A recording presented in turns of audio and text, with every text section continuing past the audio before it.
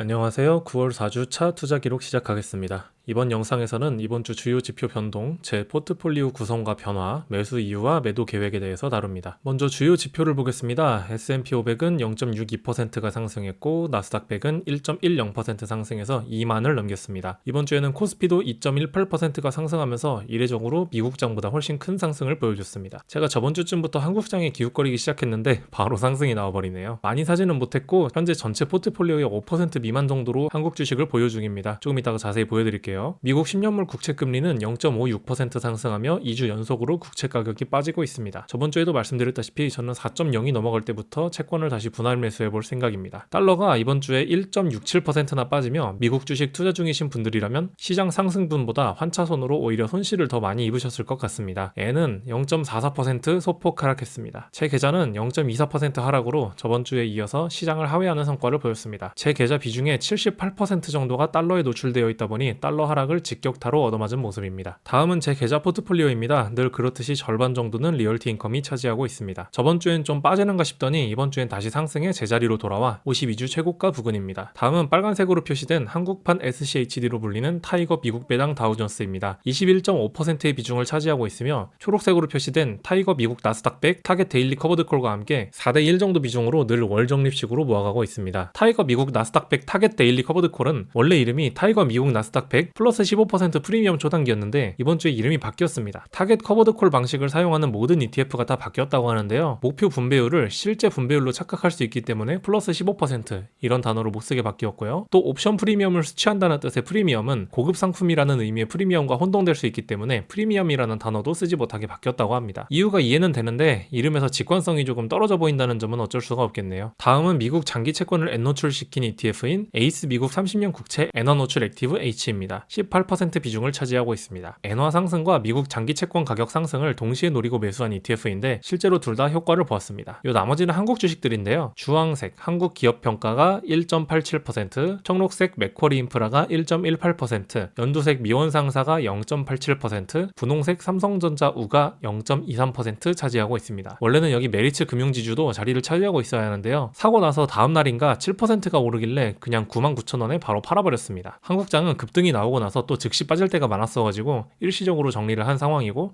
결과적으로는 그 판단이 맞았습니다. 매도 가격을 기준으로 1.5%가량이 또 빠졌거든요. 지켜보다가 좀 더 가격이 빠지면 그때 다시 들어갈 생각입니다. 다음은 각 종목에 투자하고 있는 이유와 매도 계획에 대해서 말씀드리겠습니다. 리얼티 인컴은 25년이 넘게 배당을 성장시켜오고 있고 경영진도 꾸준하고 성장하는 배당 지급에 힘을 쓰고 있습니다. 또한 수익 원천이 기업을 대상으로 하는 트리플 넷 리스 방식의 장기 부동산 임대예요. 이 방식은 재산세, 화재보험료, 수리 유지비를 임차인이 다 감당하는 방식입니다. 따라서 리얼티 인컴 입장에서는 추가적인 유지비가 들어가지 않고 계약 기간도 평균 5년에서 8년 정도로 매우 긴 편이라 미래 현금 흐름이 예측 가능하고 또한 안정적으로 유지되고 있습니다. 이 점에서 배당 안정성이 상당히 높고 향후 몇 년간은 걱정할 필요가 없다고 생각합니다. 또한 경영진이 이 걱정할 필요 없는 향후 몇 년을 지속적으로 갱신시키고 더 늘리기 위해서 노력하고 있는 것 같습니다. 그래서 저는 리얼티 인컴이 개별주 중에서 최고의 종목이라고 생각합니다. 기업 펀더멘탈이 심각하게 손상되지 않는 이상 매도할 계획이 없습니다. 원래 이렇게까지 많은 비중을 가지고 갈 생각은 없었는데 작년부터 이상할 정도로 저평가된 가격에 머물고 있어서 그때 자금을 많이 밀어 넣어줬습니다. 결과적으로 그 이상할 정도 저평가된 구간에서 현재 벗어나서 20% 이상의 수익을 보게 되었습니다. SCHD는 재무구조가 매우 튼튼하고 돈을 잘 벌고 그 돈을 주주들에게 잘 배당하는 기업 100개를 매년 평가해서 뽑습니다. 그래서 최고의 종목 선정 기준을 가진 ETF라고 생각합니다. 절세를 위해서 같은 종목 선정 기준을 추종하는 한국 ETF인 타미당에 투자하고 있습니다. 이 SCHD는 제가 가장 메인으로 가져가고자 하는 종목이고 앞으로도 꾸준히 월 적립식으로 매수해서 모아갈 생각입니다. 에이스 미국 30년 국채 엔화 노출 액티브 H는 원래 제가 일본장에 상장된 2621이라는 종목에 투자하다가 옮겨온 종목입니다. 2621은 같은 운용사의 미국 장기채권 ETF인 TLT를 N해지한 종목인데 이와 같은 효과를 볼 수 있는 종목이 국내에 상장되어서 역시 절세 효과를 위해 2621을 매도하고 이 ETF로 넘어왔습니다. 저는 작년 봄 여름께부터 엔화와 미국채가 저평가되었다는 관점을 가지고 있었고 그 둘이 상승했을 때 같이 상승할 수 있는 종목에 1년 반 이상 투자 중입니다. 최근에 미 연준이 금리 인하를 완화를 발표하고 일본은행은 금리 인상을 발표하면서 제가 예상한 대로 흘러가고 있습니다. 미국 금리 인하가 마무리될까지는 이 종목을 가져가 볼 생각입니다. 타이거 미국 나스닥 100 타겟 데일리 커버드 콜은 원래 QQQY에 투자하다가 넘어온 종목입니다. 포트폴리오의 일부는 나스닥 100에 노출시켜야 포모도 방지하고 시장 상승분을 최소화는 반영할 수 있다고 생각해서 어떤 종목을 통해 나스닥 100을 좀 추종해볼까 하다가 QQQY에 넣었었는데요. QQQY의 성과가 나쁜 건 아닌데 그만큼 크고 불안정한 분배금까지는 필요가 없었고 나스닥 100 노출 비중도 좀 높았으면 싶어서 한국장에 타이거 미국 나스닥 100 타겟 데일리 커버드 콜이 상장하자마자 넘어왔습니다. QQQY에 대해서는 이전 영상에서 다룬 적이 있는데 화면 우측 상단을 참조해주세요. 지금 투자 중인 이 종목은 나스닥 100을 90% 정도 추종하면서 콜옵션 매도 프리미엄을 재원으로 연 15% 정도의 분배금을 지급하고 있어서 만족 중인데요. 요즘 상당히 괜찮은 TR 퍼포먼스를 보여주고 있는 QDT라는 종목으로 넘어갈까 고민도 좀 듭니다. QDT와 아까 말씀드린 QQQY와 기본 나스닥 100을 비교한 영상도 전에 찍은 적이 있는데요. 그것도 우측 상단에 지금 표시되고 있으니 관심이 있으시다면 그쪽을 한번 확인해 주시기 바랍니다. 한국 기업 평가는 한국의 3대 신용평가사 중 하나인데요. 정부에서 허용하는 독과점의 지위를 누리고 있고 주주 환원도 상당히 높은 수준으로 하고 있기 때문에 주가와 관계없이 앞으로도 좀 모아볼 생각입니다. 메리츠 금융지주는 이 표에는 지금 없는데요. 주주에게 회사의 이익을 환원하지 않고 쪼개기 상장을 일삼는 한국장의 다른 기업들과는 정반대로 달려나가고 있는 기업입니다. 분할 상장되어 있던 자회사들을 전부 합병해서 상장 폐지시켰으며 자사주 매입 소각과 배당에 힘쓰고 있습니다. 사자마자 7%가 올라서 지금은 팔아버렸는데 조금 더 떨어지면 다시 진입할 생각입니다. 맥쿼리 인프라는 한국의 사회 기반 시설, 즉 인프라를 직접적으로 보유하거나 또는 돈을 빌려주면서 수익을 창출하고 있는 일종의 펀드인데요. 한국장에서는 나름 배당도 잘 주면서 우상향하는 종목으로 유명합니다. 보유 자산이 인프라 자체보단 인프라에 빌려주는 후순위 채권이 대부분이라 높고 안정적인 현금을 수취할 수 있어서 배당 안정성이 높다고 생각합니다. 일반적으로 후순위 채권은 원금 손실의 리스크도 있는 위험 상품인데 이게 인프라의 후순위 채권이라 인프라 자체가 망할 확률이 너무 적으니 후순위 채권의 장점인 고금리는 취하고 후순위 채권의 단점인 위험성을 커버하는 상당히 좋은 포지션이라고 생각이 듭니다. 다만 맥쿼리 인프라는 1.8%에 달하는 높은 펀드 수수료를 받고 자금 조달을 위해서 반복적인 유상증자를 하면서 주주들에게 손을 벌리는 모습이 별로 마음에 들지는 않아서 수익률이 앞으로 좋지 않을 것 같다고 생각되면 정리를 해버릴 생각입니다. 미원 상사는 화학기업인데요. 적극적으로 주주 환원을 시행하는 회사로 알려져 있습니다. 앞으로도 꾸준히 돈을 벌어서 주주에게 환원을 잘 한다면 장기간 보유하고 꾸준히 모아가 볼 생각입니다. 삼성전자원은 진짜 재미로 산 종목인데요. 직접적인 매수 이유도 그냥 최근에 많이 빠진 것 같아서 한국장을 좀 관심을 가지고 들여다볼 겸 9월 2주차에 처음 매수하고 건들지 않고 있습니다. 삼성전자에 별 기대를 하고 있지는 않고 안 오르면 안 오르는 대로 좀 두다가 급등이 한번 나오면 그때 정리하고 나올 생각입니다.